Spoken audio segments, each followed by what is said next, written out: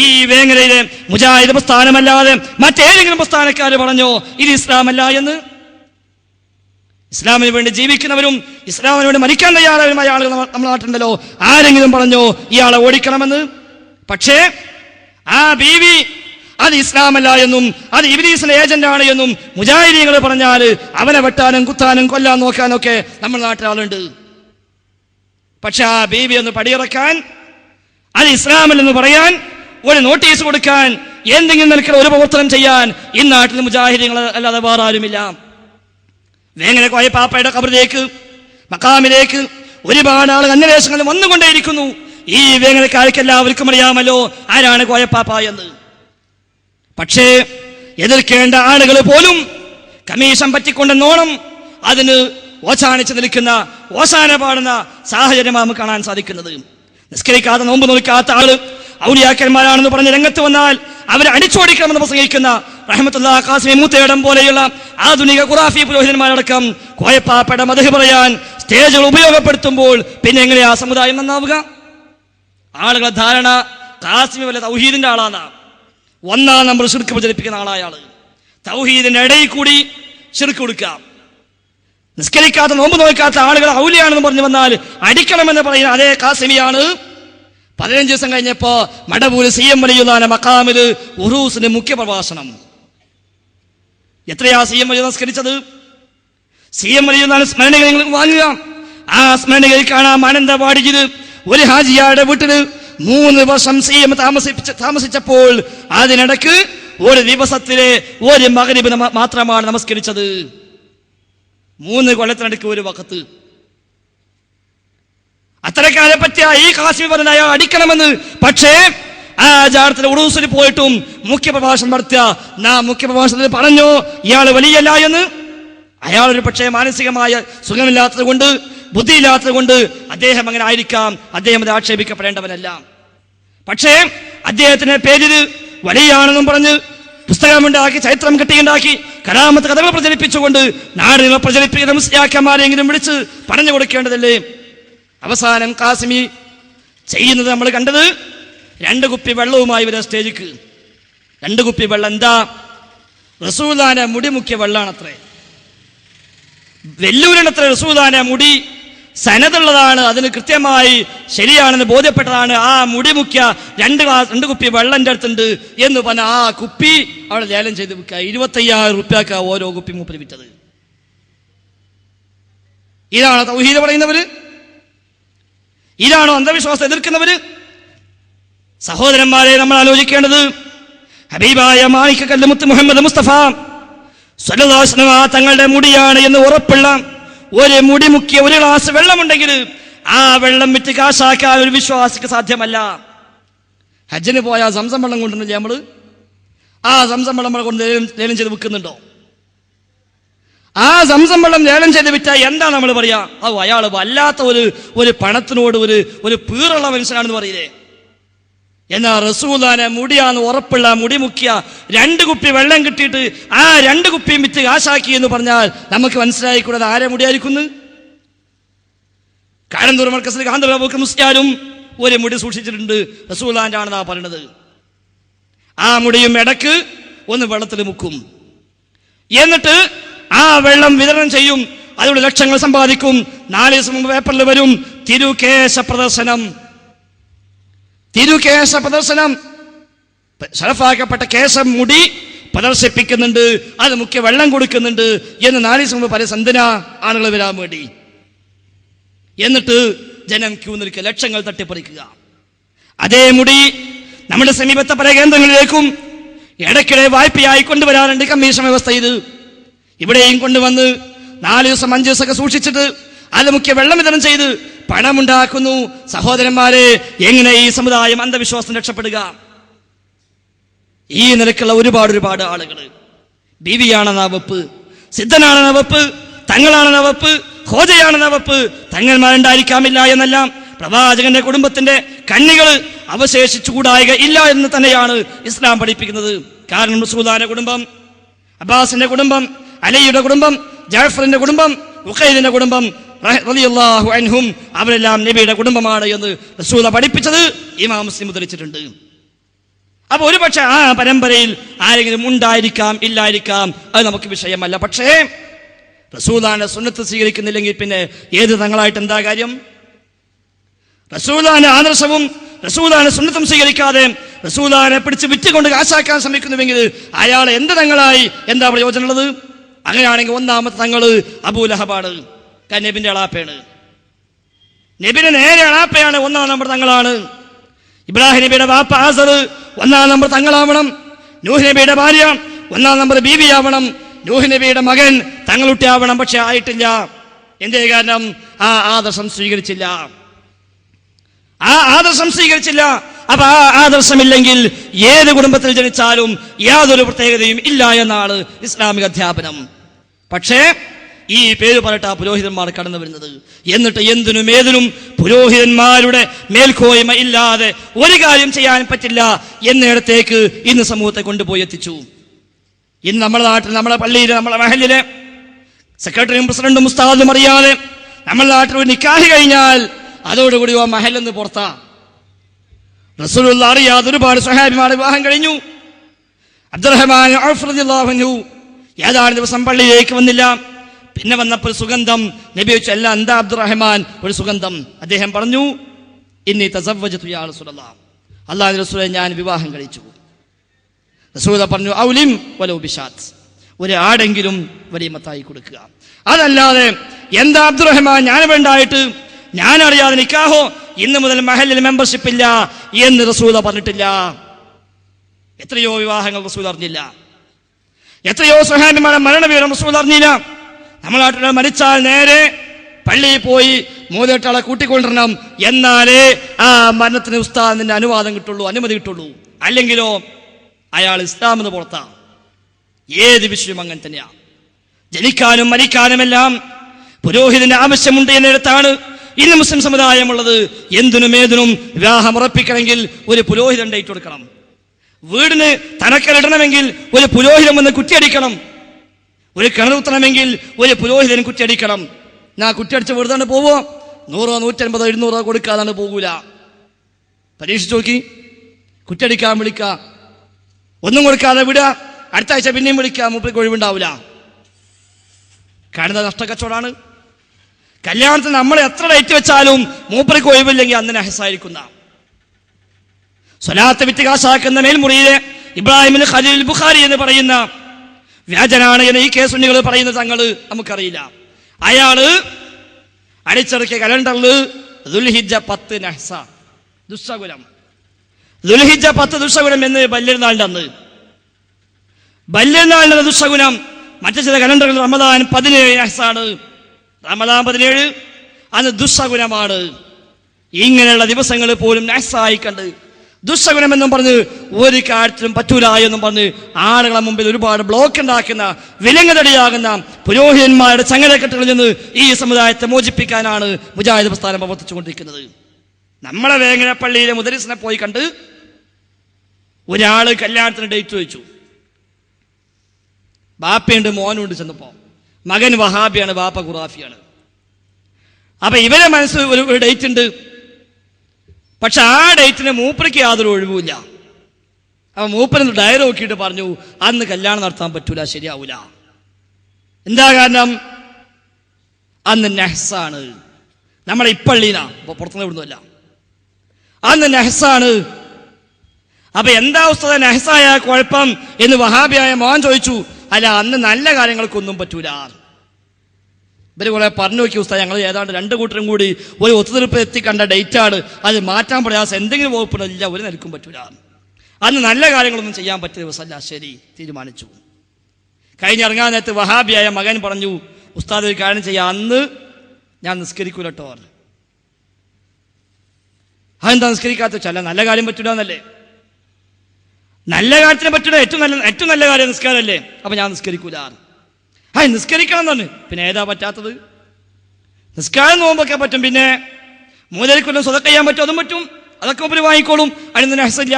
പക്ഷെ കല്യാണം മാത്രം അന്ന് പറ്റൂല. അപ്പൊ മനസ്സിലായി സംഗതി ഉദ്ദേശം വേറെയാണ്. അപ്പൊ വാപ്പാക്കും തന്നെ വാപ്പ ഒരു കാര്യം ചെയ്യണം, നമ്മൾ അന്ന് തന്നെ നടത്തുക, അതിനുള്ള വർക്കത്ത് മതി നമുക്ക്. കല്യാണം അന്ന് നടന്നു, വളരെ സുന്ദരമായിട്ട് ഇപ്പോഴും അവർ ജീവിക്കുന്നുണ്ട്, ഒരു കുഴപ്പമില്ല. ഈ നിലയ്ക്ക് സമുദായത്തെ നെക്കിപ്പിഴിഞ്ഞ് ചൂഷണം ചെയ്യുകയാണ് ഈ പുരോഹിതന്മാരായ ആളുകൾ. 1 ഏക്കർ ഭൂമിയിൽ ഒരു കിണർ ഒഴിക്കാൻ വേണ്ടി മുസ്ലിയാരെ കൊടുത്താൽ ഒന്നായിട്ട് കറങ്ങിയിട്ട് പറയും ഇവിടെ എവിടില്ലട്ടോ. അവസാനം ഒരു മൂല കാണിച്ച് ഇവിടെ കുത്തിവെക്കുക. നമ്മൾ റസൂലുള്ളാഹിന്റെ പേരിൽ ഒരു ഫാത്തിഹയും ഷെയ്ഖിന്റെ പേര് യാസീൻ നമ്മൾ കുത്തിവെക്കുക കിട്ടെങ്കിൽ ആയി. എന്നാൽ ആ 1 ഏക്കറിന് ഒരു 5 സെന്റ് വേറാക്കി വിറ്റാലോ ഓനെ കറുത്താൻ അടിച്ചൊടുക്കൊരു കുറ്റി. അപ്പൊ ഇവിടുന്ന് താനുണ്ടായി. എന്റെ വീട്ടിൽ 3 കിണറുണ്ട്. എന്റെ ബാപ്പ പൈസയ 3 കിണർ. 1 പാണക്കാട്ട് ഞങ്ങൾ നോക്കിയതാ. 8 കോലായപ്പോ കരിമ്പാറായി വെള്ളം കണ്ടില്ല.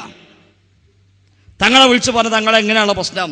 തങ്ങൾ പറഞ്ഞു നിങ്ങളെ ഭൂമിയിൽ വെള്ളമുണ്ട്, പക്ഷെ കരിമ്പാറിന്റെ ചോട്ടാണ് വെള്ളം. ഉറപ്പല്ലേ? കരിമ്പാറ കണ്ടാ പിന്നെ അതിന്റെ ചോട്ട വെള്ളം വേണ്ട ആവശ്യമുണ്ട? കരിമ്പാറ കണ്ടാ പിന്നെ ഉറപ്പാ ഞാൻ ചോട്ട വെള്ളം, അതിന്റെ മുകളിൽ വെള്ളം ഞാൻ വെടിച്ചോടി വെടിവെച്ചു. ഏതാണ്ട് 5-6 കോല് വെടിച്ചു. സംഖ്യയാണ് പോയി. ഇപ്പൊ വർഷക്കാലത്ത് വെള്ളം ഉണ്ടാവും. അവസാനം പിന്നെ അവിടെ തങ്ങളുണ്ട്. എന്റെ നാട്ടില് സൈദലബി തങ്ങൾ അറിയും. 1-ാം നമ്പർ വസ്വാസുള്ള ആളാണ്. അയാൾ ജുമാഴയ്ക്ക് വരൂല, കാരണം വസ്വാസമുണ്ട്. സുബഹിയോടെ നിസ്കരിക്കുക, കാരണം വസ്വാസമുണ്ട്. ഒതുണ്ടാക്കണമെങ്കിൽ 8 മണിയാവും. 6 മണിക്ക് കൊളുത്തേക്ക് ഇറങ്ങും. കൊളുത്തുന്നേ ഒതുണ്ടാക്കുള്ളൂ. കൊളുത്തുന്ന ഒതുണ്ടാക്കി കയറെങ്കിൽ 8 മണി. അപ്പൊ സുബഹി പോവും. ജുമാഴയ്ക്ക് വരൂല. ജുമാഴയ്ക്ക് വന്നാൽ തന്നെ തക്ബീർ കിട്ടിയാൽ ശരിയാവൂല. ഏതെങ്കിലും ഒരാഴ്ച 5-6 ആഴ്ച കഴിയുമ്പോൾ വണ്ടി പാഞ്ഞ് പള്ളിയിൽ എത്തും ചിലപ്പോ. പക്ഷേ തക്ബീർ ഇഹ്റാം ശരിയാകുമ്പോൾ തന്നെ ഇമാം സലാം വിട്ടും. ഇതുള്ളതാ, വെറുതല്ല. എപ്പോഴെങ്കിലും വരുള്ളൂ. വന്നാൽ തന്നെ തീർത്ത് 2 റക്അത്ത് മുഴുവനായി ഇമാം നിസ്കരിക്കില്ല. അയാളെ പോയി കണ്ടു എൻ്റെ വാപ്പ. അയാൾ വന്നു. ഞങ്ങളെ പറമ്പ് ഒന്നായിട്ട് നടന്നു. ഏതാണ്ട് 2-3 ഏക്കറുണ്ട് ഞങ്ങൾ പാർക്കണ പറമ്പ്. അവിടെ ഒന്നായിട്ട് നടന്നിട്ട് ഇയാൾ പറഞ്ഞു ഇവിടെ എവിടെയും വെള്ളമില്ല. ഇത് കാര്യം ചെയ്യാം, പടിഞ്ഞാറേ മൂലയ്ക്ക് ചെറിയ സാധ്യത ഉണ്ട്, അവിടെ നിന്ന് കുത്തിവെക്കുക. അപ്പൊ പെരീന്ന് കുറേണ്ട് പോകണം, എന്നാലും വേണ്ടില്ല, ഇനി കുത്തിവെക്കുക മോട്ടറക്ക എന്നും പറഞ്ഞാൽ അവിടെ കുത്തി. 6 കോഴി താന്നപ്പോ അടഞ്ഞ കരിമ്പാറ. മൂപ്പരെ വിളിച്ച് തങ്ങൾ പാപ്പരല്ല, തങ്ങളെ സംഗതി ഇങ്ങനെയാണല്ലോ, എന്നാ നിങ്ങൾ തൂർത്താളിയാണ്, നിങ്ങളെ തൂർത്താളി. ആ മണ്ണുണ്ടാ കീറാണ് തൂർത്തു. അത് കഴിഞ്ഞ് ഒരു എഞ്ചിനീയറെ കൊടുന്നു എൻ്റെ വാപ്പ. എഞ്ചിനീയർ വന്നു ആ ഭൂമി മൊത്തം നടന്നിട്ട് പറഞ്ഞു ഈ ഭൂമിയിൽ എല്ലായിടത്തും വെള്ളമുണ്ട്, ഈ ഭൂമിയിൽ എല്ലാ സ്ഥലത്തും വെള്ളമുണ്ട്. ചില ഏരിയയിൽ കൂടി ഇങ്ങനെ വെള്ളമില്ലാത്ത ചില വയറുണ്ട് എന്നുള്ളൂ, ബാക്കി എല്ലായിടത്തും വെള്ളമുണ്ട്. മൂപ്പര് 3 കുറ്റി അടിച്ചു. ഇഷ്ടമുള്ള കുത്തിക്കൂടിയായിരുന്നു. അതിൽ 1 കുത്തി ഇഷ്ടം പോലെ വെള്ളം. എന്നാ തിരിയോ തങ്ങളെ കൊണ്ട് കഴിയൂലാന്ന്? കഴിയൂല, അത് പറയില്ല. എന്നാലും മൂപ്പർക്ക് എന്തോ ഒരു കഴിവുണ്ട്. നീ എപ്പോഴാ എടുക്കരുതാവാം, എപ്പോഴാ കഴിവ് ഉപയോഗിക്കരുത്? സഹോദരന്മാരെ ആലോചിക്കാൻ വേണ്ടിയാണ് ഇക്കാര്യം പറയുന്നത്. ഇങ്ങനെ ഒക്കെ സംഭവിച്ചാലും ആൾക്കാരെ പറയും എന്തോ കഴിവുണ്ട്. മാലക്കാരന്റെ ഭാഷയിൽ ഏറ്റവും കൂടുതൽ നേർച്ചയ്ക്ക് ഫലമുള്ള ജാറമാണ് മഞ്ഞക്കുളം ജാറം, മഞ്ഞക്കുളം ഹുസൈനാർ ജാറം.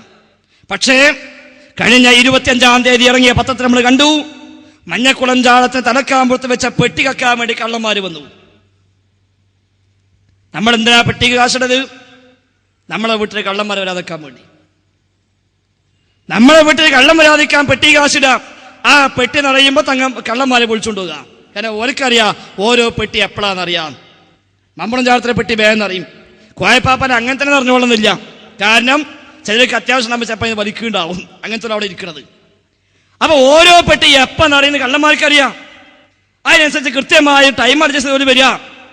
20ഓളം വരുന്ന സംഘം വന്നിട്ടാണ് മഞ്ഞക്കുളം ശേഖരനെ പെട്ടി പൊളിച്ച. അപ്പൊ അത്യാവശ്യം കിട്ടുന്നവർക്ക് അറിയാലോ, അല്ലെങ്കിൽ 20 ആളൊക്കെ വരുമോ. വിവരം പറഞ്ഞു മുത്തവല്ലി ഒരാളെയും കൂട്ടി വന്നു തടുക്കാൻ വേണ്ടി. തങ്ങള് മുണ്ടീര. മഞ്ഞക്കുളം ചാർത്ത് കളിക്കുന്ന തങ്ങളെ മിണ്ടീര. തലക്കാമ്പുറത്തെ പെട്ടി പോകാം, പക്ഷെ മൂപ്പരയ്ക്ക് ഉണ്ടാട്ടല്ല. മുത്തവല്ലി ഒരാളെയും കൂട്ടി വന്നു, പക്ഷെ 20 ആള് കള്ളന്മാരുണ്ട്. തങ്ങളെ പള്ളർച്ചണ്ട് പൂശി അടി കിട്ടി. മൂപ്പര് മറിഞ്ഞു വീണ്. മൂപ്പര് എടുത്തുകൊണ്ടായിട്ട് ഹോസ്പിറ്റലിൽ അഡ്മിറ്റ് ആക്കി.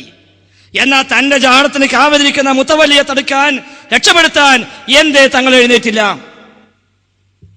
ഇനി അടി കിട്ടി വീണപ്പം നിങ്ങൾ ഹോസ്പിറ്റലിൽ കൊണ്ടുപോണ്ട, അത് എന്റെ മുത്തവല്ലിയല്ലേ, ഞാൻ മാറ്റി കൊടുത്തോളാ എന്ന് പറഞ്ഞില്ല. എന്നാ ഈ ഖുറാഫികൾ വിചാരിക്കോ അപ്പൊ മഞ്ഞക്കുളം ശേഖരം ഒന്നും കജൂലട്ടോ ഇല്ല. അപ്പൊ ചോദിക്കുക അങ്ങനെയാണെങ്കിൽ എന്തേ മിനയിൽ കത്തിയപ്പോ അല്ല മിണ്ടീര. ഈ കേസ് ഉണ്ണികളുടെ നേതാവ് അറിയപ്പെടുന്ന അബ്ദുൽ ഹമീദ് ഫൈസി അമ്പലക്കടവ് സത്യധാര മാസികയിൽ 2001 പച്ചയായ യാഥാർത്ഥ്യമാണ്. മിനയിൽ തീ കത്തിപ്പറന്നപ്പോൾ എന്തേ പടച്ചമ്പുരാൻ ഒന്നും ചെയ്തില്ല എന്ന ചോദ്യം ബിദഈകൾ ആലോചിക്കുന്നില്ല. അന്ന് ഏറുവാടി കത്തിന്നു. അപ്പൊ ഇയാളെ പഴയ ഏറുവാടി കത്തിയപ്പോ എന്തേ ശൈഖന്മാരെ മിണ്ടിയില്ല എന്ന് ബിദഈകൾ ചോദിക്കുന്നു. പക്ഷെ അവർ ആലോചിക്കുന്നില്ല. മിനയിൽ കത്തിയപ്പ അല്ലെന്തേ മിണ്ടിയില്ല. അബ്ദുൽ ഹമീദ് വയസ്സിന്റെ കുട്ടി ഇങ്ങനെ കിണറ്റിക്ക് പുകാതിരിക്കുക, കിണറ്റിക്ക് നടന്നിങ്ങനെ പോവുക, മൂപ്പരും മിണ്ടാതെ ഇങ്ങനെ നിൽക്കുക. നടന്ന് കുട്ടിയാണ് വീണു. അപ്പൊ ആലോചിക്ക, എന്താ പൈസ നിങ്ങൾ നോക്കി എന്നിട്ട് നിങ്ങളൊന്ന് പിടിച്ചില്ലല്ലോ. എന്റെ അള്ള പിടിച്ചുവിടുന്നോ? അള്ളാഹ്ക്കാണ് പിടിച്ചുവിടുക, ഞാൻ തന്നെ വിളിക്കുന്നത് എന്ന് ചോദിച്ചാൽ അയാൾ നമ്മൾ വെറുതെ വിടുവോ? കൊലപാതകത്തിന് കേസ് കൊടുക്കൂല അയാൾക്ക്? ഈ നിലയ്ക്ക് തലതിരിഞ്ഞ ന്യായങ്ങൾ പറഞ്ഞുകൊണ്ട് ആളുകൾ ശിർക്കിൽ കെട്ടിയിടാൻ, അന്ധവിശ്വാസത്തിൽ കെട്ടിയിടാനാണ് ഈ പുരോഹിത വിഭാഗം ശ്രമിച്ചുകൊണ്ടിരിക്കുന്നത്. ഇവര് പല കളിയും കളിക്കുക. എന്നാൽ അത് വിശ്വസിച്ച ആളുകൾ നെട്ടോട്ടമൂട. പല ആളുകളും രാവിലെ എഴുന്നേറ്റ് വരുമ്പോ വീടിന്റെ മുന്നിൽ ഒരു കുപ്പി, അത്ര മതി ഓൻ ബേജാറാകാൻ. ഓനത് പൊതിഞ്ഞ് ഭദ്രമായി തൊക്കിലും വെച്ച് അടുത്ത വസനവും കയറുക. എവിടേക്ക്? ഇവിടെ ഒരു ബീവി, അവിടെ പോയി വെക്കുക. മുജാഹിദിന്റെ മുമ്പിലാണ് ആ കുപ്പി കിടന്നതെങ്കിൽ ഓൻ കഴുകി വൃത്തിയാക്കി പെരയെ കൊണ്ടേക്കുക, വെളിച്ചെണ്ണ ഒഴിച്ചേക്കാന്ന് പറയും. മറ്റൊമ്പേക്ക് പഠിച്ചോ, ഇതാരോ ചെയ്തതാ. സംഗതി ചെയ്തതായിരിക്കാമല്ലായിരിക്കാം, പക്ഷേ അതും പോയിട്ട് ഈ തങ്ങന്മാരുടെ മുമ്പ് പോകാൻ ആരാ പഠിപ്പിച്ചത്? എന്നിട്ട് അവിടെ ചെല്ലുക, അവിടുത്തെ കാണിച്ചൊക്കെ പോകാൻ പറയാം. സംഗതി വേജാറത് കറുത്ത കുപ്പിയാണ്, സംഗതി കുറച്ച് പേടിച്ചു കൊള്ളണം. ചോപ്പാണിവോ അത് പറയും, പച്ചയാണെങ്കിൽ അത് പറയും, ഏതാ കളർ അതും പറയും. അവിടെ 100 150 കൊടുത്ത് അവിടുന്ന് പോരും. 10 യാസീനും 4 കൊലുവലി ഓതാൻ പറയും, അതിനൊപ്പം കൊടുത്ത ശിർക്കും കൊടുക്കും. 2 ദിവസം കഴിയുമ്പോൾ സമാധാനമില്ല, അപ്പോൾ അങ്ങേപ്പുറത്ത് അവിടെ വേറെ ഒരു അവലുണ്ട്, അവിടെ പോയി വെക്കുക. ഇങ്ങനെ എല്ലാ സ്ഥലത്തും പോയി കടങ്ങിത്തിരിഞ്ഞ് പണവും ഈമാനും കളഞ്ഞുകൊണ്ട് 1-ാം നമ്പർ ബഹുദൈവാരാധനായി അവൻ തിരിച്ചു പോരുമ്പോൾ എന്റെ പുരോഹിതന്മാരെ, എന്റെ മുസ്ലിയാക്കന്മാരെ ഈ സമുദായത്തെ രക്ഷപ്പെടുത്തിക്കൂടാ? നമ്മുടെ വേങ്ങ സ്ഥിരമായ അനുഭവങ്ങളാ അതൊക്കെ. പല കച്ചവടക്കാരും തമ്മിൽ കച്ചവടം കൊടുക്കാൻ ചെയ്യുന്ന പണി അതാ. ബനക്കളം കച്ചവടം ഓനക്കളം കച്ചവടം മറ്റോന്. അപ്പൊ എന്തെങ്കിലും ചെയ്യാൻ ഞാൻ സംഗതി ശരിയാവില്ല. അപ്പൊ ചെറിയൊരു കുപ്പി രാവിലെ ഷട്ടറിന് പൊന്തിക്കുമ്പോൾ അവിടെ തിരികെ ചെക്കുക. അത് മതി 4 ദിവസം താത്തിടാന്. പിന്നെ 4 ദിവസം തുറക്കൂല. വേങ്ങരയിൽ അങ്ങനത്തെ കടകൾ ധാരാളുണ്ട്. ആഴ്ച 2 ദിവസം തുറക്കാൻ പറ്റില്ല. അപ്പൊ എന്ത് വെച്ചാല്, അല്ല ഇന്നലെ ഒരു കുപ്പിയിട്ട് ഞാൻ അതിട്ട് പോയതായിരുന്നു. 4 ദിവസം പോകുമ്പോൾ തുറക്കൂല. നമ്മളെ വേങ്ങര അനുഭവങ്ങളാ അതൊക്കെ. സഹോദരന്മാരെ, ഈ നിലയ്ക്ക് തൗഹീദ് വിട്ടപ്പോൾ ഖുർആൻ പറഞ്ഞതുപോലെ തമ്പുരാനിൽ പങ്കുചേർത്താൽ ആകാശത്ത് നിന്ന് വീണവനെ പോലെയാണെന്ന് ഖുർആൻ പഠിപ്പിച്ചുവെങ്കിൽ എങ്ങോട്ടൊന്നില്ലാതെ ആരുടെയും പിന്നാലെ പോകുന്ന, കാറ്റിന്റെ ഗതിക്കനുസരിച്ച് അങ്ങോട്ടും ഇങ്ങോട്ടും പാറിക്കളിക്കുന്നവനായി മാറേണ്ടി വരുമെന്ന് ഖുർആൻ പഠിപ്പിച്ചുവെങ്കിൽ അത് യാഥാർത്ഥ്യമാക്കുന്ന രീതിയിലാണ് ഇന്ന് സമൂഹത്തിന്റെ അവസ്ഥകൾ. എന്തൊരു പ്രശ്നം വന്നാലും ഒന്നവിടെ പോയി, ഒന്നിവിടെ പോയി, ഒന്ന് മറ്റോടത്ത് പോയി, ഇങ്ങേപ്പുറത്ത് പോയി, അവന്റെ പണവും പോയി, ഊർജവും പോയി, സമയവും പോയി, സർവോപരി അവന്റെ പരലോകവും പോയി എന്നിടത്തായി എന്നുള്ളത്. അതേസമയം വിശ്വാസ നിലപാടോ അവൻ പ്രഖ്യാപിക്കേണ്ടത് ഖുർആൻ നമ്മളെ പഠിപ്പിക്കുന്നു, ഹദീസുകൾ പഠിപ്പിക്കുന്നു, റസൂൽ നമ്മളെ പറയുന്നു. നമ്മളൊക്കെ ഓരോ ദിവസവും 5 നേരം പ്രഖ്യാപിച്ചു കൊണ്ടിരിക്കുന്നു, അല്ലാഹുമ്മ ലാ മാനിഅ ലിമാ അഅതൈത വലാ മുഅതി ലിമാ മനഅത. പടച്ചവനെ, നീ നൽകിയത് തടുക്കാൻ ഒരാളുമില്ല, നീ തടുത്തത് നൽകാനും ഒരാളില്ല. ഇത് പ്രഖ്യാപിക്കേണ്ടവൻ അവിശ്വാസി. അത് പ്രഖ്യാപിച്ചു കഴിഞ്ഞാൽ പിന്നെ അവന്റെ പച്ചക്കറി തോട്ടത്തിന് ഒരു പാത്തുമാൻ ഉണ്ടാക്കി വെക്കേണ്ട ആവശ്യമില്ല. നമ്മളെ പല സ്ഥലത്തും ഈ പാടത്തൂടൊക്കെ സഞ്ചരിക്കുമ്പോൾ അവിടെയൊക്കെ കാണാം എന്തെങ്കിലും സാധനം കുത്തിവെച്ചത്, ഒരു കറുത്ത ഓറെങ്കിലും. അതേമാതിരി ചില പ്രത്യേക മരങ്ങൾക്ക്, ഇപ്പൊ നമ്മുടെ നാട്ടിൽ കർമ്മത്തിന്റെ മരം, അയമക്കാണ് കറുത്ത ശീല. വേറെ സാധാരണ മരത്തുമ്മ കാണാനില്ല. കൗകുമ കെട്ടലില്ല, തെങ്ങുമ കെട്ടലില്ല, പൂളക്കെങ്ങുമ കെട്ടലില്ല. പിന്നെ എവിടെ കെട്ട കർമ്മത്തിമ്മൽ. എന്താ പൈത്ര പ്രത്യേകത? അയമ മാത്രം ആദ്യം കായ്ച്ചുമ്പോ ഒരു ശീല. അതേപോലെ ചില തെങ്ങന്മാർക്കാണ് തേങ്ങ തൂക്കിട്ടത്, ചില വീടിന്റെ മീലേക്കാണ് കുപ്പികൾ വെച്ചിരിക്കുന്നത്. എത്ര വീടുകളിൽ പോയാൽ ഒരുപാട് കുപ്പികളും തകിടുകളും വീടിന്റെ ഉള്ളിലും പുറത്തും മുറ്റത്തുമെല്ലാമായി കുഴിച്ചിട്ടതും നാട്ടിവെച്ചതുമായി നമുക്ക് കാണാൻ സാധിക്കുന്നു. ആരാ പഠിപ്പിച്ചത്? സ്വഹാബത്തിന്റെ കാലത്ത് ഏതൊക്കെ സ്വഹാബിന്റെ പെരപ്പുറത്ത കുപ്പിണ്ടായത് പോയി അന്വേഷിക്കുന്നത്. ഏത് സ്വഹാബിനെ പെരപ്പുറത്താ കുപ്പി വെച്ചത്? റസൂല ഊതി കൊടുത്തിട്ട്, റസൂല മന്ത്രിച്ചു കൊടുത്തിട്ട് ഒരു കുപ്പിയിലാക്കിയിട്ട് ആ കുപ്പി കൊണ്ടുപോയി വീട്ടിൽ തൂക്കിയിട്ട ഒരൊറ്റ സ്വഹാബിന്റെ പേര് ഇല്ല. ഖുറാഫി മുസ്ലിയാക്കന്മാരെ കാണിക്കാൻ സാധ്യല്ല. പിന്നെന്തിനാ അത്? പണം ഉണ്ടാക്കാൻ. ഈ സാധു വിചാരിക്ക ആ കുപ്പിയുടെ വെച്ച എല്ലാമായി ഓന തവക്കുലായ്മ. ഒരു പക്ഷെ വീട്ടിലേക്ക് കയറുമ്പോൾ അവിടെ എഴുതി വെച്ചിട്ടുണ്ടാവാം തവക്കൽത്തുല്ല, എല്ലാം അല്ലാഹു ഏൽപ്പിച്ചു. പക്ഷേ ഒന്നും ഏൽപ്പിച്ചിട്ടില്ല. കുട്ടികളില്ലാത്ത ഏൽപ്പിച്ചത് അങ്ങേ ജാടത്തിലാണ്. അസുഖമായി ഏൽപ്പിച്ചത് കിഴക്കേ ഭാഗത്ത് കുഴിച്ചിട്ട കുപ്പിമേലാണ്. മാരകമായ മറ്റു പരീക്ഷണങ്ങൾ വന്ന് ഏൽപ്പിച്ചത് ഈ പെരപ്പുറത്ത് നാട്ടിവെച്ച കുപ്പിയിലാണ് എന്നതല്ലേ സമൂഹത്തിന്റെ അവസ്ഥ? എന്നിട്ട് ഈ കുപ്പിയും ഈ തുണ്ടും ഈ കരിക്കും ഈ കോഴിമുട്ടയും എല്ലാമായി അതിന്റെ പിറകെ പോയി ജീവിതം കളയുന്ന, പരലോകം കളയുന്ന അവസ്ഥയിലേക്ക് ഈ മുസ്ലിം സമുദായം പോയെങ്കിൽ രക്ഷപ്പെടണോ? ഒരൊറ്റ മാർഗമേയുള്ളൂ, ലാ ഇലാഹ ഇല്ലല്ലാഹ്, ഏകനായ തമ്പുരാനല്ലാതെ ആരാധനായ മറ്റാരുമില്ല എന്ന് ആത്മാർത്ഥമായ ഇഖ്ലാസോടുകൂടി പ്രഖ്യാപിക്കാൻ മുസ്ലിം സമുദായത്തിന് സാധിക്കേണ്ടതുണ്ട്.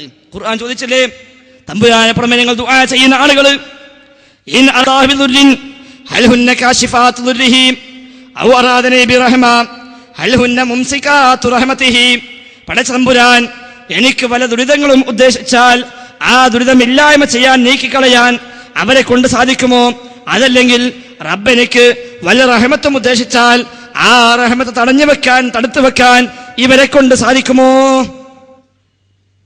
പക്ഷേ നമ്മളെ മറുപടി സാധിക്കും, നമ്മളെ കൗമ പറയും സാധിക്കുമെന്നാണ്. എന്നോട് ഒരു അടുത്ത ആൾ പറഞ്ഞു, നിങ്ങൾക്ക് അല്ല മാത്രം മതിയാവും, ഞങ്ങൾക്കത് പോരാന്നാ. നിങ്ങൾക്ക് അല്ല മാത്രം മതിയാവും, ഞങ്ങൾക്കത് പോരാ.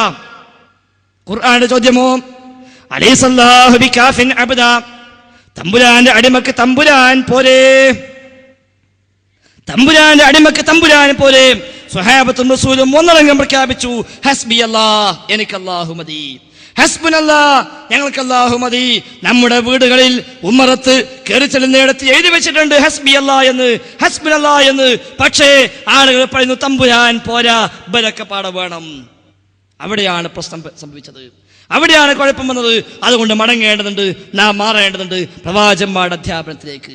കാന്തപുരം സുന്നികളെ നേതാവായി അറിയപ്പെട്ടിരുന്ന, ഇപ്പോൾ സസ്പെൻഷനിൽ കഴിയുന്ന സുലൈമാൻ സഖാഫി മാളിയേക്കൽ, അയാൾ ചോദിച്ചു, ഇലാഹാന്ന് വിശ്വാസമില്ലാതെ എവിടെയും പോയി ചോദിക്കാമെങ്കിൽ പിന്നെ സൂര്യനും ചന്ദ്രനും സഹായം തന്നില്ലേ, എന്തേ അവരോട് ചോദിച്ചൂടാ? അയാൾ പറഞ്ഞത് എന്താ അറിയോ, ചോദിച്ചാൽ ഒരു കുഴപ്പമില്ല, ആള് മുസ്ലിക്കാവൂല. സൂര്യനോടും ചന്ദ്രനോടും സഹായം തേടിയാൽ ആള് മുസ്ലിക്കാവൂല, ഒരു കുഴപ്പമില്ല, ഉത്തരം കിട്ടിക്കൊള്ളണമെന്നില്ല എന്നേയുള്ളൂ. ഇതാണ് ഒന്നാം നമ്പർ ബഹുദൈവാരാധന. ഈ ശിർക്കിലേക്കാണ്, ഈ ബഹുദൈവാരാധനയിലേക്കാണ് സഖാഫിമാരും ഫൈസിമാരും അടക്കമുള്ള ഖുറാഫി മുസ്ലിയാക്കന്മാര് ഈ സമുദായത്തെ കൊണ്ടുപോയിക്കൊണ്ടിരിക്കുന്നത്. പറയാതിരിക്കാൻ നിവൃത്തിയില്ല.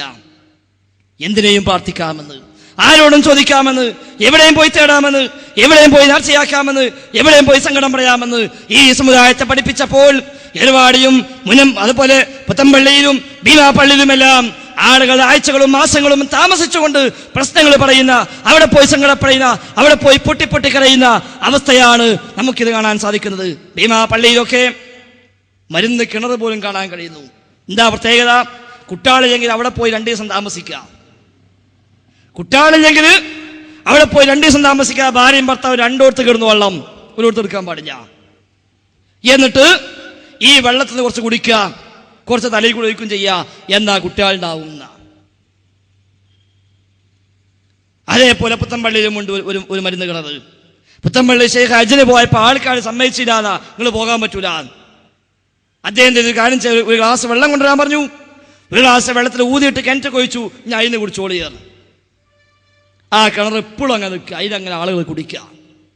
എന്തേ റഹ്മത്തുള്ളാഹി ഖാസിമി 2 കുപ്പി വെള്ളം വിറ്റപ്പോൾ എന്തുകൊണ്ട് ഖാസിമിക്ക് ആ വെള്ളം ഒരു കടലിൽ കൊണ്ടുപോയി ഒഴിച്ചുകൂടായിരുന്നു? ഒരു പുഴയിലേയും കൊണ്ട് ഒഴിച്ചുകൂടുന്ന, എല്ലാവർക്കും ഉപയോഗിക്കാനോ? 25,000 കൊടുക്കുക, അപ്പം എല്ലാവർക്കും ഉണ്ടാവില്ല. എന്നാലും എല്ലാവർക്കും ഉപയോഗിക്കാതെ കരുതിയിട്ട് എന്തുകൊണ്ട് അവിടെ കൊണ്ട് ഉപയോഗിച്ചില്ല? നമ്മളെന്താ വെച്ചാൽ എന്ത് പറഞ്ഞാലും വിശ്വസിക്കാൻ തയ്യാറാണ്. വേങ്ങര കോയപ്പാപ്പ തുണി പൊക്കി മൂത്രം ഒഴിച്ചപ്പോ തലശ്ശേരി പോയി മഴ പെയ്തു എന്ന് പറഞ്ഞാൽ അത് വിശ്വസിക്കാൻ ആളുള്ള കാലഘട്ടമല്ലേ ഇത്? കുണ്ടൂർ അബ്ദുൽ ഖാദിർ മുസ്ലിയാർ എന്ന് പറയുന്ന കാന്തപുരം സുന്നികളുടെ നേതാവായി അറിയപ്പെട്ടിരുന്ന ഒരു മനുഷ്യൻ, അയാൾക്ക് അള്ളാഹുവിന്റെ റസൂല് ഒരു നീല മോതിരം കൊടുത്തു. ഖാദിർ മോതിരം എന്നാ മരിച്ചത്? കഴിഞ്ഞ റബീഉൽ അവ്വലിൽ. അയാൾക്ക് മക്കത്ത് പോയപ്പോൾ റസൂൽ എന്ത് ചെയ്തു? ഒരു മോതിരം കൊടുത്തു. എന്താ മോതിരത്തിന്റെ പ്രത്യേകത? അത് കയ്യിലിട്ടാൽ എന്താണോ വേണ്ടത് അത് കിട്ടും. ദുനിയാവാണെങ്കിൽ അത്, ആഖിറമെങ്കിൽ അതും. പക്ഷെ അബൂബക്കർ സിദ്ദീഖിന്റെ കയ്യിൽ ആ മോതിരം ഉണ്ടായില്ല, ഉമർ ഖത്താബിന്റെ കയ്യിൽ ആ മോതിരം ഉണ്ടായില്ല. അതുകൊണ്ട് റസൂൽ അവരോട് പറഞ്ഞു, നിങ്ങളൊക്കെ സ്വർഗത്തിലാണ്. അവരോട് പറയാൻ അവസരം ഉണ്ടായി. നമുക്കോ അതിൻ്റെ ഒരു ആവശ്യമില്ല, ഈ മോതിരം ഇട്ടാൽ മതി. അതുകൊണ്ട് ആ മൂപ്പർ നിസ്കരിക്കുന്നില്ല. കാരണം എന്താ? ദുന്യാവാഹനം കിട്ടും. പള്ളി ജമാഅത്തിറക്കുമ്പോ പള്ളിയുടെ മുറ്റത്ത് ആ തൂണിലിരുന്ന്, ആ ചുമലിരുന്ന് കൊണ്ട്, ആ തറയിലിരുന്ന് കൊണ്ട് ചുരുട്ടം വലിച്ചിരിക്കുക. അല്ലാത്ത എന്താ നിസ്കരിക്കാത്തത്? ജയിക്കണോ? ഞാൻ ഹറമക്കാണ് എന്നാ, ഞാൻ ഹറമക്കാണ്. മൂപ്പരും CM വലിയതൊക്കെ സ്ഥിരമായ ഹറമിലായിരുന്നു. CM വലിയ പള്ളിയിൽ പോകാതെ സംശയം പ്രകടിപ്പിച്ച ശിഷ്യൻ ചോദിക്കുന്നതിന് മുമ്പേ CM ഇങ്ങോട്ട് ചോദിച്ചു എന്നാ, എന്നിട്ട് കൈ ഇങ്ങനെ കാണിച്ചത് ഇങ്ങോട്ട് നോക്ക്. കൈ കാണിച്ചപ്പോൾ അതാ ഒരു പ്രകാശം. മൂസാ നബിനെ പറ്റി അള്ളാഹ് പറഞ്ഞിട്ടുണ്ട്, കൈ നോക്കി വെച്ചിട്ട് വെച്ച പ്രകാശം ഉണ്ടായിരുന്നു. സമാനമായ സംഭവം CM വലിയുന്ന കൈ ഇങ്ങനെ കാണിച്ച ഒരു പ്രകാശം, ആ പ്രകാശം ഇങ്ങനെ മാറി മാറി മാറി വന്ന് അവസാനം അത് ആ കഅബാലയം തെളിഞ്ഞു വരുന്നു. ആ കഅബാലയത്തിൽ നോക്കുമ്പോൾ നമസ്കാരം നടക്കുകയാണ്. നമസ്കാരത്തിൽ നോക്കുമ്പോൾ അന്നത്തെ ഇമാമ് ഷെയ്ഖ് സുദൈസ് അല്ല, CM വലിയുള്ളയാണ്. അന്ന് മൂപ്പരാ ഇമാമ്. മൂപ്പരുടെ റൂമിലാ, പക്ഷെ അവിടെ ഇമാമ. അപ്പൊ അവർക്ക് മനസ്സിലായി മൂപ്പർ നിസ്കരിച്ചില്ലെങ്കിൽ ആക്ഷേപിക്കാനില്ല. കാരണം എന്താ? 40 തടി, 40 തടി തിന്നാനോ ഒറ്റ തടി. എന്താ അവസ്ഥ? ചോറ് കഴിക്കാത്തത് ഇങ്ങോട്ട് വെക്കട. അപ്പൊ അങ്ങനെ നോക്കുമ്പോ വേങ്ങര ഒരു പ്രധാനപ്പെട്ട ഹോട്ടല്, അതിന്റെ ടേബിൾ വേണ്ട, ഞാൻ ചോറ് കഴിക്കണ്. ഏതെങ്കിലും ഷെയ്ഖ് പറഞ്ഞേക്കണോ? ഏതെങ്കിലും ഷെയ്ഖ് പറഞ്ഞേക്കണോ? ഇല്ല. അവിടെയൊക്കെ ഒറ്റ തടി. നിസ്കരിച്ചാൽ പറഞ്ഞ 40 തടി. അവിടെ ഹറമ് കാണുക, എല്ലാ വക്തും ഹറമില്. ഈ കുണ്ടൂര് മുസ്ലിയാർ എല്ലാ വക്തും ഹറമില. മൂപ്പർക്ക് ടിക്കറ്റ് വേണ്ട, പാസ്പോർട്ട് വേണ്ട, വിസ വേണ്ട, ഒന്നും വേണ്ട. പക്ഷെ ഹജ്ജിന് പോകുമ്പോഴോ പാസ്പോർട്ട് വേണം, ടിക്കറ്റ് വേണം, വിസ വേണം. ഇവിടുന്ന് ആളെ കാറിൽ കൊണ്ടുപോയിട്ട് എയർപോർട്ടിൽ നിന്ന് കയറ്റി കൊടുക്കണം. പോരുമ്പോൾ വണ്ടിയുമായി സ്വീകരിക്കാൻ ചെല്ലണം. എന്തേ സംഗതി? അപ്പൊ ആൾക്കാർ കാശ് കൊടുക്കും. ഹജ്ജിന് മൂലമാക്കി എല്ലാവരും കാശ് കൊടുക്കും. ആ മുസ്ലിയാക്കന്മാരാണല്ലോ ഹജ്ജ് കല്യാണം ഉണ്ടാക്കിയത്. ഇപ്പൊ നമ്മുടെ നാട്ടിലെ പുതിയ വിദേഹത്ത ഹജ്ജ് കല്യാണം മുസ്ലിയാക്കന്മാർ ഉണ്ടാക്കിയത്. കാരണം എന്താ? ഓർക്ക് ഹജ്ജ് കല്യാണം നടത്തിയാൽ വരുന്ന എല്ലാവരും 100-150 കൊടുക്കും. അതിന് വേണ്ടി ഓരെന്ത് ചെയ്തു? ആൾക്കാരെ വിളിച്ചുകൂട്ടി. സാധുക്കൾ ഇത് അറിയാതെ ഓലും തുടങ്ങി. അതാ നമ്മുടെ നാട്ടിൽ വേറെ വിശ്വാസം ഉണ്ടിട്ട് പിന്നെ ഇല്ലാന്നല്ല. കഴിഞ്ഞ ആഴ്ച ഹാജിയുമായി സംസാരിച്ചപ്പോൾ ഞാൻ ഇയാൾ ചോദിച്ചു, എന്തിനാണ് ഈ ഹജ്ജ് കല്യാണം? മൂപ്പര് പറഞ്ഞതെന്ന് വെച്ചാൽ, റസൂല പറഞ്ഞിട്ടില്ലേ ഹജ്ജ് കഴിഞ്ഞ് തിരിച്ചു വരുമ്പോ ഉമ്മ പറ്റ കുട്ടിയെ പോലെയാണ് വരിക എന്ന്? അതേ പറഞ്ഞിട്ടുണ്ട്. അതിനെന്താ? അപ്പൊ നമ്മൾ പോയ ആളല്ല ഇങ്ങോട്ട് വരുന്നത്. അതുകൊണ്ട് പോകുമ്പോ എന്ത് ചെയ്യാ? മരിച്ച് അടിയന്തരം കഴിച്ച് പോവുകയാണ്. മരിച്ച് അടിയന്തരം കഴിച്ചമ്മാണ്ട് പോയി ഇനി പുതിയ ആളായിട്ട് ഇങ്ങനെ ജനിക്കുകയാണ്. എന്നാ എന്തേ മൂപ്പര് പോയാലും മൂപ്പരെ പേര് തഹ്ലീൽ നടത്താത്തത്? അത് ചോദിക്കണം ചിലപ്പോൾ. പക്ഷെ അതും തുടങ്ങും ചിലപ്പോ. മോരമ്മ അതിനും 10 കൊടുക്കുക. ശരിയാട്ടോ, അത് ഓർമ്മയില്ലായിരുന്നു. നമ്മൾ വാപ്പ പോയിട്ട് 7 സായിലെ തഹ്ലീൽ നടത്താന്നും പറയും. ഇവര് കായുണ്ടായാൽ മതി, എന്തായാലും കുഴപ്പമില്ല.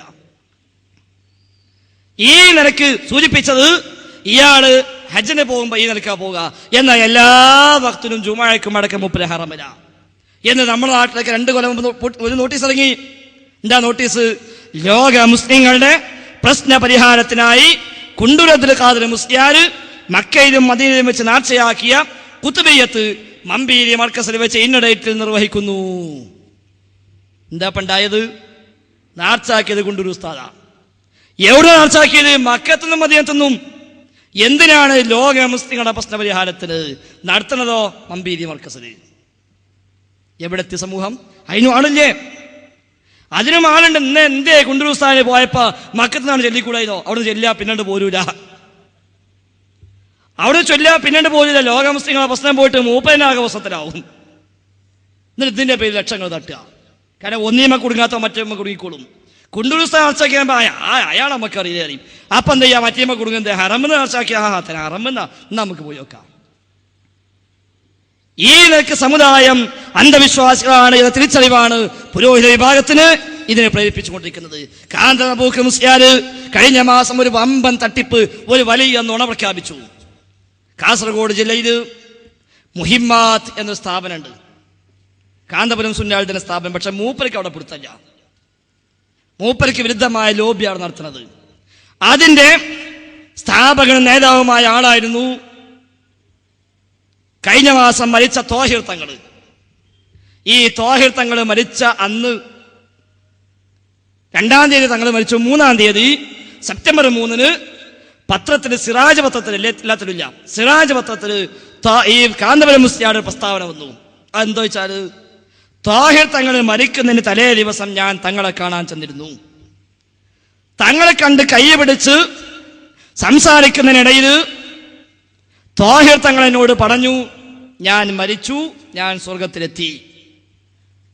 ഞാൻ മരിച്ചു, ഞാൻ സ്വർഗത്തിലെത്തി. നല്ല ആളുകളൊക്കെ നേരത്തെ പോയതല്ലേ, അതുകൊണ്ട് നേരത്തെ പോകുന്നതാണ് നല്ലത്. അതിനാൽ മുഹിമ്മാത്ത് എന്ന എൻ്റെ സ്ഥാപനം നിങ്ങൾ ഏറ്റെടുക്കണം എന്നോട് പറഞ്ഞിട്ടുണ്ട് എന്ന് ഇയാൾ മരിച്ചിന്റെ പിറ്റേന്ന്, തലേന്നാ പറഞ്ഞത്, പക്ഷെ പിറ്റേന്ന് പേപ്പറിൽ കൊടുത്തില്ല, മരിച്ചിന്റെ പിറ്റേന്ന് കൊടുത്ത്. കാരണം എന്താണ്? അല്ലെങ്കിൽ മൂപ്പന് നിശ്ചയിച്ചൂടെ ഇല്ല. അപ്പൊ ഈ കേസ് ഇയാൾ പ്രശ്നമാക്കാൻ കാരണം എന്താ വെച്ചാൽ തങ്ങൾ മരിക്കുന്നതിന്റെ 5 ദിവസം മുമ്പ് സംസാര ശേഷി നഷ്ടപ്പെട്ടിരുന്നു തങ്ങൾക്ക്. 2-ാം തീയതി മരിച്ചത്, അതിന് 4-5 ദിവസം മുമ്പ് മൂപ്പർക്ക് മിണ്ടാൻ വിചാരിക്കണ്. അത് ഈ ചങ്ങായി ആലോചിച്ചിട്ടില്ല പറഞ്ഞപ്പോ. ഇതിന്റെ ഓർമ്മ ഉണ്ടെങ്കിൽ മൂപ്പർ എന്ത് പറയും? ഒരാഴ്ച മുമ്പ് ഞാൻ ചെന്നപ്പോ പറഞ്ഞു എന്ന് പറയും. പക്ഷെ അത് കൊളർക്കാതെ എന്ത് ചെയ്തു? തലേന്ന് പറഞ്ഞു എന്ന് പറഞ്ഞുപോയി. അപ്പൊ ഈ കേസ് ഞാൻ പറഞ്ഞ മൂപ്പർ ഇന്നലെ മരിക്കുന്ന 4 ദിവസം മുമ്പ് സംസാര ശേഷി നഷ്ടപ്പെട്ടല്ലേ, പിന്നെ എങ്ങനെ മൂപ്പര് പറയാ? എന്നാ കാണുന്ന പോലെ ആയത്തോതണ്ടേ, ജീവിതം മരണം സമാണെന്നല്ലേ ആയത്തോതുന്നത്? ജീവിച്ചാലും മരിച്ചാലും കേൾക്കുമെന്നല്ലേ പറയണത്? പിന്നെയാണോ സംസാരശേഷി നഷ്ടപ്പെട്ടാല് എന്താ നിങ്ങള് വഹാബിയാളാണോ എന്ന് ചോദിച്ച് ചാടണ്ടേ? പക്ഷെ ചാടിയിലാകാൻ സംഗതി പൊളിഞ്ഞു മനസ്സിലായി. മൂപ്പാണ്ട് പൊട്ടിച്ചതാകാരം കിട്ടിയ 2 വെച്ചാ. ഒന്ന്, സ്ഥാപനം അഥവാ കിട്ടിയാൽ അത് സ്വന്തമായി, അഥവാ കിട്ടിയില്ലെങ്കിൽ 1-ാം നമ്പർ ജാറുണ്ടാക്കും ചെയ്യാം. കാരണം എന്താണ്?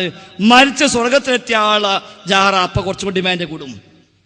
കുണ്ടുരത്ത് കാലമുസ്തേക്ക് 2 ഡ്രമ്മാ സ്ഥാപിച്ചത്. കാരണം പെട്ടി മതിയാവൂല.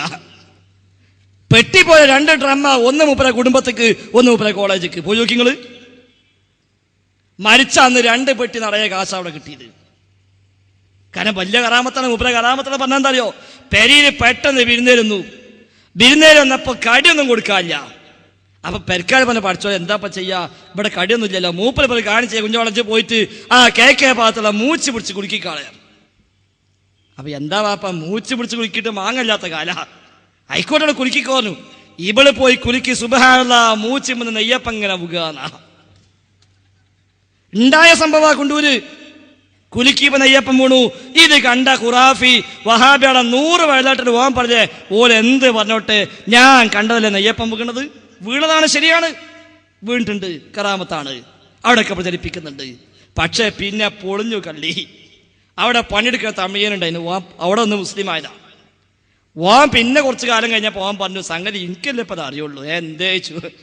അപ്പൊ വിരുന്നേര് വരുന്നുള്ള വിവരം മൂപ്പര് ആദ്യം അറിഞ്ഞേക്കണ്, പെരക്കാതെ അറിഞ്ഞിട്ടില്ല. മൂപ്പര് പെരക്കാതെ അറിയിച്ചില്ല. മൂപ്പര് ബനെ പറഞ്ഞു നെയ്യപ്പം കൊണ്ടുവരാൻ വേണ്ടി പറഞ്ഞു പീടിയില്. ഹോട്ടലിൽ നെയ്യപ്പം കൊണ്ട് ഇവരോട് പറഞ്ഞ ആ മൂച്ചിന്റെ കൊമ്പത്തോണ്ടൊക്കെ വെക്കാറുണ്ട്. വെച്ചിട്ട് പറഞ്ഞു കാകച്ച് വേണ്ടി നോക്കണട്ടോ. അപ്പം ചോട്ടുന്നു.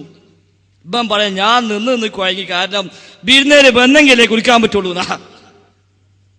അങ്ങനെ അവസാനം വിരുന്നേര് എന്നപ്പം പെരക്കാട് കുളിക്കാൻ പോലെ ഒരു കുളിക്കുക നെയ്യപ്പം പൂണും ചെയ്തു. സുബ്ഹാനല്ലാഹ്, ഇത് എന്തിനാച്ചാല് ഈ തലമുറയിൽ പക്ഷേ ഇത് വിശ്വസിച്ചില്ലായിരിക്കാം.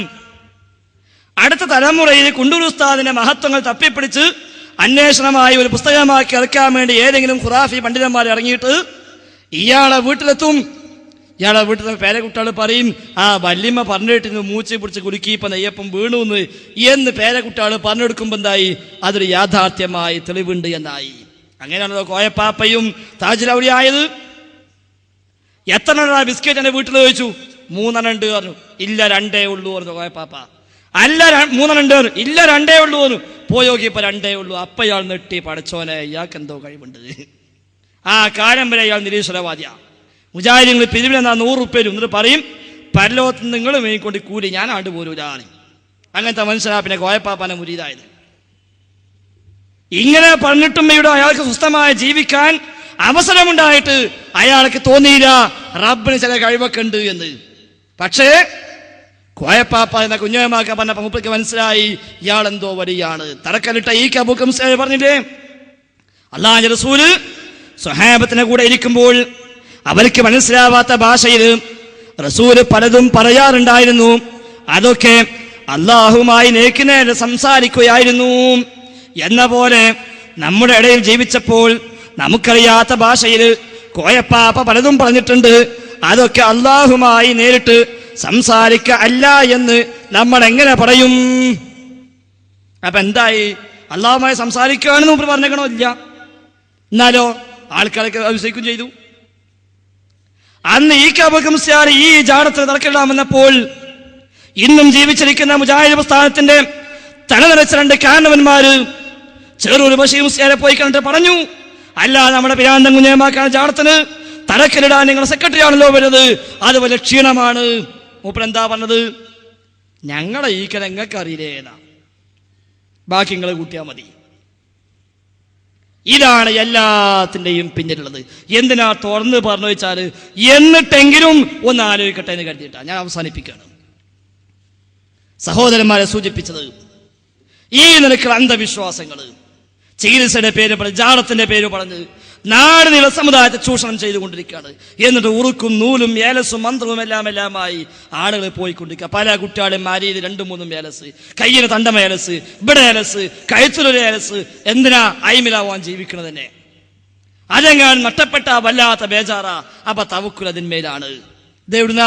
അത് തങ്ങളെന്നത്, മറ്റേ ബീവി എന്നത്, മറ്റേ ജാത്തുന്നത്, എന്താ ഇതിലുള്ളത് അറിയില്ല. പൊളിച്ചു നോക്കിയാലോ ഒന്നുമില്ല. ഏലസ് പൊളിച്ചപ്പോ കിട്ടിയത് മഞ്ച് എന്ന ചോക്ലേറ്റിന്റെ ഒരു പേപ്പറാ. മഞ്ച് മുട്ടായി എന്ന മുട്ടായിന്റെ അതിനെ കവർ കുത്തി ചെയ്ത് വെച്ചൊക്കെ എന്നിട്ട് അത് അരി കെട്ടിയെടുക്കപ്പന്. ഇത് ബീവി എന്നാണ് സംഗതി. മഞ്ച് മുട്ടായിക്ക് 5 ഉറുപ്പിയുള്ള കവറിന് വരെയില്ല. പക്ഷെ ഇത് തന്നീനാണ് ഇപ്പൊ 200-300 കൊടുത്തിട്ടുണ്ടാവും അവിടെ. പിന്നെ കൊടുത്തൂടെ കവറ്? എന്നിട്ട് അതും അരയി കെട്ടിയിട്ട് ഇവരെ ജീവിതാവസാനം വരെ ഇതിന് വിശ്വസിച്ചുകൊണ്ട് ഇത് കെട്ടിയാൽ പലതും സംഭവിക്കുമെന്ന് വിചാരിച്ചുകൊണ്ട് ഓൻ ജീവിച്ചുകൊണ്ടിരിക്കുക. പല ആളുകളും ഇത്തരം കേന്ദ്രങ്ങളിലേക്ക് പോകുന്നവരാ എന്നല്ല, പോകാത്തവരെ കുറവാ. ഓരോരുത്തരുമായി സംസാരിക്കുമ്പോൾ നമുക്ക് അതിന്റെ പ്രാധാന്യം, അതിന്റെ ഗൗരവം മനസ്സിലാവുക. ഒട്ടുമിക്ക കേന്ദ്രങ്ങളിലേക്കും ആളുകൾ പോയിക്കൊണ്ടിരിക്കുന്നത് കാരണം അതിനൊക്കെ ഉത്തരവാദിത്വം ഈ സുന്നി മൂലന്മാർക്ക് തന്നെയാണ്. എതിർക്കേണ്ടവർ എതിർക്കുന്നില്ല എന്ന് മാത്രമല്ല, അവർ പ്രോത്സാഹിപ്പിക്കുന്നു. മലപ്പുറം മേൽമുറിയിൽ ഇബ്രാഹിം ഖലീൽ ബുഖാരി എന്ന് പറയുന്ന ഒരു മനുഷ്യൻ സ്വലാത്തുമായി രംഗത്ത് വന്ന് ലക്ഷങ്ങൾ തട്ടുമ്പോൾ അവിടെയും ആളുകൾ പോകുന്നത് കേവലം സ്വലാത്തിനല്ല, രോഗം മാറാനാണ്, അസുഖം മാറാൻ വേണ്ടി പോകുക. പക്ഷെ മൂപ്പരെ കുട്ടി ഇപ്പോഴും ബുദ്ധിയില്ലാത്ത, മൂപ്പരെ കുട്ടി മന്ദബുദ്ധിയാ. അത് പോണോ ആലോചിക്കണില്ല. നമ്മളെ കുട്ടിന്റെ മാനസിക മാറ്റാൻ അങ്ങോട്ട് പോകണം. അല്ലെങ്കിലും ജീവിതകാലം മുഴുവൻ മാനസിക രോഗിയായി നടന്ന കോയപ്പാപ്പന ജാടത്തിലേക്ക് അവനാന്റെ മക്കളെ മാനസികം മാറ്റാൻ വേണ്ടി പ്രാർത്ഥിക്കാൻ വരുന്ന ആളുകളല്ലേ ഇപ്പൊ ജീവിച്ചിരിക്കുന്നത്. അവിടെയും പോയി പറഞ്ഞാൽ എല്ലാം തീരുന്ന, അതിനും കൊടുക്കുക പണം. ഇയാൾ യഥാർത്ഥത്തിൽ കോണാമ്പാടി മുദരിസായിട്ട് വന്നതാ. അന്ന് ഇയാളെ പേര് ഇബ്രാഹിം മുസ്ലിയാരാ. പിന്നെ മൂപ്പര് കോണാമ്പാട് തങ്ങളായി കുറെ കാലം. പിന്നെ ഇടക്കാലത്ത് അവിടുന്ന് പുറത്താക്കിയപ്പോൾ അപ്പുറത്ത് മേൽമൊഴി പോയി സ്ഥലം വാങ്ങി അവിടെ കൂടി. അങ്ങനെയാണ് അയാളെ ദർജ വർദ്ധിച്ചത്. അതോടൊപ്പം അയാളെ പേരും നീളം കൂടി. അതിന് മുമ്പ് ഇബ്രാഹിം മുസ്ലിയാരാ. അതോടുകൂടി സയ്യിദ് ഇബ്രാഹിം ഖലീൽ ബുഖാരി എന്നായി. എവിടുന്ന് ഈ ബാക്കി കിട്ടിയെന്നാവും. അയാൾ 52 പരപ്പനങ്ങാടിയിൽ കാക്കാന്റെ അതേ ശൈലി സ്വീകരിച്ചുകൊണ്ട് സ്വലാത്ത് വിറ്റ് കാശുണ്ടാക്കി ആളുകൾ ചൂഷണം ചെയ്തുകൊണ്ട് ജീവിക്കുന്ന ഒരു കാന്തപുരം വിഭാഗക്കാരൻ. അയാളുടെ മുദരിസായി വന്നപ്പോൾ അയാളുടെ പേര് അബ്ദുള്ള മുസ്ലിയാര. ഇപ്പൊ സ്വലാത്ത് തുടങ്ങിയപ്പോ അയാളുടെ പേര് സയ്യിദ് അബ്ദുള്ള ഹബീബുർ റഹ്മാൻ ഖലീൽ ബുഖാരി എന്നാണ്.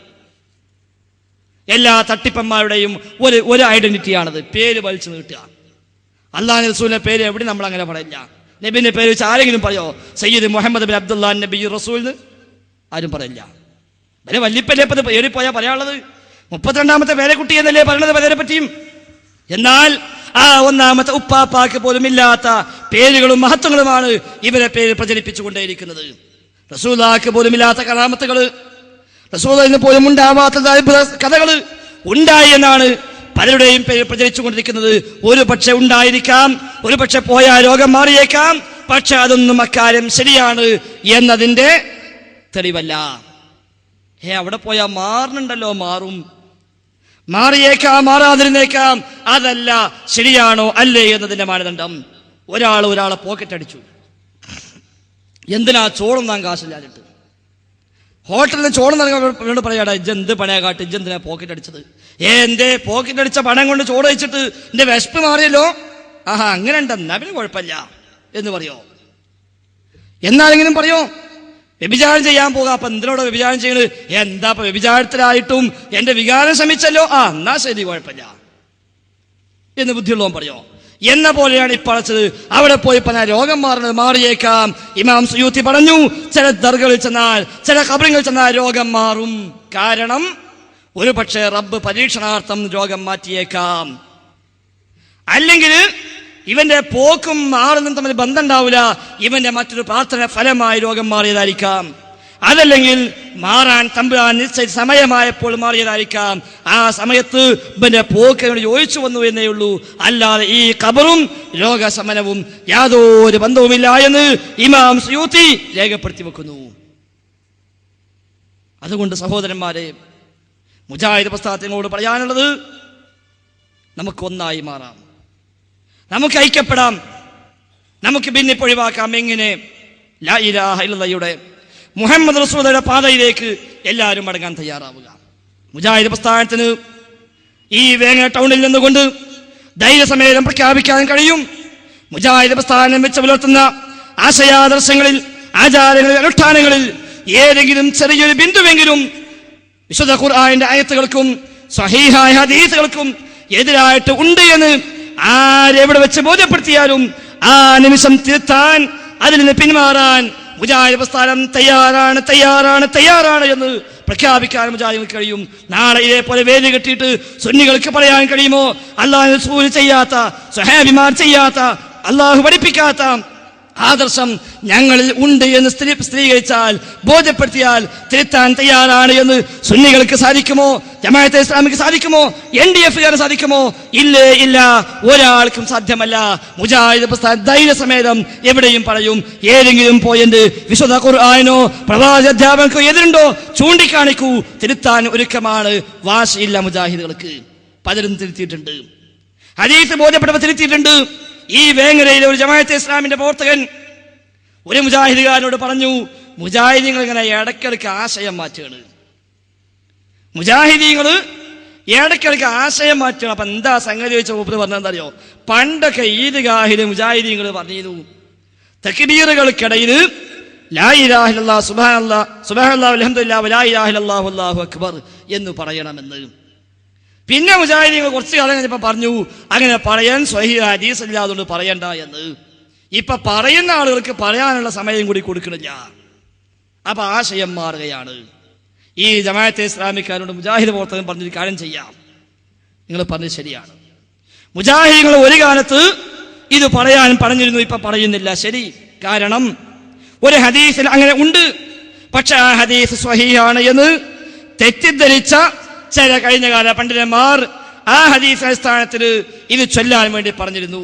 എന്നാൽ ആ ഹദീസ് സ്വഹീഹല്ല എന്ന് ബോധ്യമായപ്പോൾ അത് പറയൽ നിർത്തി. ഇനി സ്വഹീഹായ ഹദീസ് ഉണ്ടെങ്കിൽ താങ്കൾ കൊണ്ടുവന്നാൽ അടുത്ത ഈദ്ഗാഹിൽ വെച്ച് തിരുത്തി പറയാൻ തയ്യാറാണ്. നിങ്ങൾ പറയുന്ന ഹദീസ് സ്വഹീഹ് അല്ല എന്ന് സ്ഥാപിക്കാൻ ഞങ്ങളും തയ്യാറാണ് എന്ന് പറഞ്ഞപ്പോൾ ഈ ജമാഅത്തേരും പറയാ, നിങ്ങൾക്ക് എന്ത് പറഞ്ഞാലും ഹദീസിന്റെ വർത്താനേ ഉള്ളൂ, ഞാൻ അത് പറഞ്ഞിട്ടില്ല എന്നാ. ഞാൻ ഹദീസ് പറഞ്ഞിട്ടില്ല, ഞങ്ങൾക്ക് ആകെ എന്ത് പറഞ്ഞാലും ആയത്തും ഹദീസും ഞാനത് പറഞ്ഞിട്ടില്ല. പിന്നെ എന്താ പറഞ്ഞത്? ഈദ്ഗാഹിലെ പെരുന്നാൾ നമസ്കാരത്തെ ദിക്റിനെ പറ്റി സംസാരിക്കുമ്പോൾ ആയത്തും ഹദീസും അല്ലാതെ പ്രബോധനം പറയാൻ പറ്റുമോ? ജമാഅത്തെ ഇസ്ലാമിക്കാരുടെ പ്രസിദ്ധീകരണം പറയാൻ പറ്റുമോ? ഇല്ല. അപ്പൊ ആയത്തിനോടും ഹദീസിനോടും എന്തോ ഒരു വിദ്വേഷം. സുന്നിയാളും അങ്ങനെ തന്നെ. ആയത്ത് മുജാഹിദുകൾക്ക് ഏലറിയ ആയത്ത്, ഓരെന്തിനാ ആയത്ത് എന്നാണ്. എന്താ ചെയ്യാം? അല്ലാഹു പറഞ്ഞ ആശയം മുജാഹിദുകൾ പ്രബോധനം ചെയ്യുമ്പോൾ അവിടെ ആശയത്തിന് ഉപോത്ബലകമായി ആയത്തുകൾ ഒന്നിന് പിറകെ ഒന്നായി ഉദ്ധരിക്കാൻ മുജാഹിദുകൾക്ക് സാധിക്കും. മറ്റൊരിക്കില്ലെങ്കിൽ ആയത്തിനെതിരായി നീങ്ങുന്നു എന്ന് മനസ്സിലാക്കാന്നല്ലാതെ, തിരിച്ചു വരാൻ തയ്യാറാവുക എന്നല്ലാതെ വേറെ നിവൃത്തിയൊന്നുമില്ല. അതുകൊണ്ട് സമൂഹമേ, ലാ ഇലാഹ ഇല്ലല്ലാഹിലേക്ക് ഏകനായ തമ്പുരാനല്ലാതെ മറ്റാരും ആരാധനക്കർഹനായി ഇല്ല എന്ന് പ്രഖ്യാപിക്കുമ്പോൾ നമ്മുടെ നേർച്ചകൾ, നമ്മുടെ വഴിപാടുകൾ ഇന്ന് മുതൽ ജാളത്തിലേക്ക് പോയിക്കൂടാം. ഇന്ന് മുതൽ സിദ്ധന്മാരിലേക്ക് പോയിക്കൂടാം. അമ്പിയാക്കളിലേക്ക്, ഔലിയാക്കളിലേക്ക്, ശൈഖന്മാരിലേക്ക്, ശുഹദാക്കന്മാരിലേക്ക് പോയിക്കൂടാ. നേരെ മറിച്ച് അമ്പിയാക്കളെ, ഔലിയാക്കളെ, ശുഹദാക്കളെ, സ്വാലിഹീങ്ങളെ സ്നേഹിക്കുക, ബഹുമാനിക്കുക, ആദരിക്കുക, മഹത്വം അംഗീകരിക്കുക. അതോടൊപ്പം അവർ ജീവിച്ച വഴിയെ ജീവിക്കാൻ തയ്യാറാവുക. അല്ലാതെ അവരോട് പ്രാർത്ഥിക്കുകയല്ല, അവർക്ക് വേണ്ടി നേർച്ച നേരുകയല്ല. ഹബീബായ റസൂലുള്ളാഹിനെ പേര് കേൾക്കുമ്പോൾ സ്വലാത്ത് ചൊല്ലുക, പക്ഷേ പണമുണ്ടാക്കാനല്ല, സ്വലാത്ത് വിറ്റ് കാശാക്കാനല്ല, സ്വലാത്ത് പെട്ടി വെക്കാനല്ല, സ്വലാത്ത് നഗ സ്ഥാപിക്കാനല്ല, സ്വലാത്ത് ബിസിനസ്സിനുള്ള മുതൽ മുടക്കാക്കി മാറ്റാനല്ല. നേരെ മറിച്ച് പരലോകത്ത് സ്വർഗം കിട്ടാനുള്ള മുതൽ മുടക്കായി, ഇബാദത്തായി, ആരാധനയായി സ്വലാത്തിനെ കാണുക. 1-ന് 10 ഇരട്ടി തിരിച്ചു കിട്ടുമെന്നാണ് ഹബീബായ നേതാവ് മുത്ത് മുഹമ്മദ് മുസ്തഫ സ്വല്ലല്ലാഹു അലൈഹി വസല്ലം പഠിപ്പിച്ചത്.